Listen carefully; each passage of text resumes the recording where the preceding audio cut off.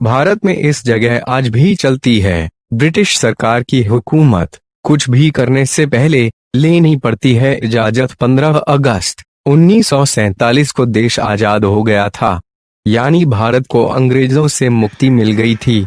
तब से देश के हर कोने कोने पर भारत सरकार का राज है। भारत के अधिकांश लोग सोचते हैं कि हम आजाद भारत के नागरिक हैं और हम कहीं भी निर्माण करा सकते हैं। लेकिन क्या आप जानते हैं कि भारत में ही एक ऐसी भी जगह है जहां आज भी ब्रिटिश सरकार की ही हुकूमत चलती है। यहाँ कुछ भी करने से पहले एक छोटे से निर्माण कार्य के लिए भी भारत को ब्रिटिश सरकार से इजाजत लेनी पड़ती है। मतलब ये हुआ कि भारतीय होने के बावजूद आप भारत की धरती में ही ये सब कार्य नहीं कर सकते। इसके लिए आपको पहले ब्रिटिश सरकार के पास आवेदन करना होगा। अनुमति मिली तो ठीक, अन्यथा इंतजार करते रहिए। अब आप सोच रहे होंगे कि हम ब्रिटिश दूतावास की बात कर रहे हैं, जहां अंतर्राष्ट्रीय कानून के चलते कुछ भी करने के लिए ब्रिटिश सरकार की अनुमति लेनी पड़ती है। जी नहीं, हम बात कर रहे हैं उस जगह की जो भारत सरकार के अधिकार क्षेत्र में होते हुए भी नहीं है।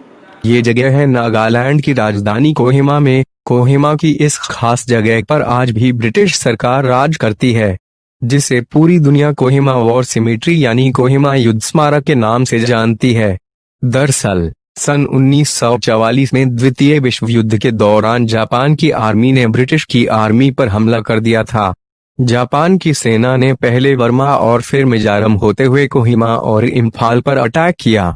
यहीं पर चिंडविन नदी के किनारे जापान की सेना ने आजाद हिंद फौज के साथ मिलकर ब्रिटिश सरकार पर हमला किया था, जिसे इतिहास में कोहिमा युद्ध के नाम से जाना जाता है।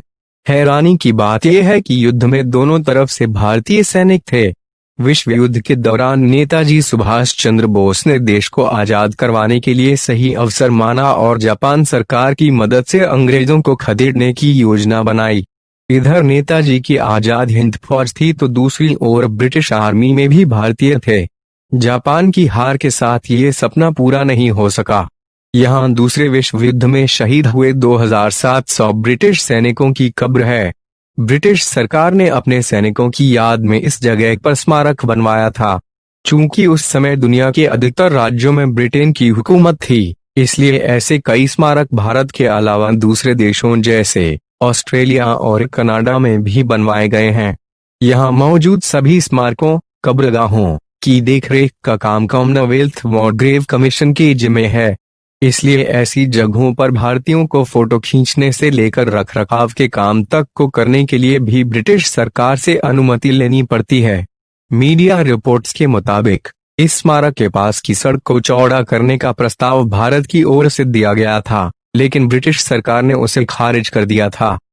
दोस्तों, अगर आपको यह वीडियो अच्छा लगा हो तो अपने इस चैनल को लाइक और शेयर जरूर करें।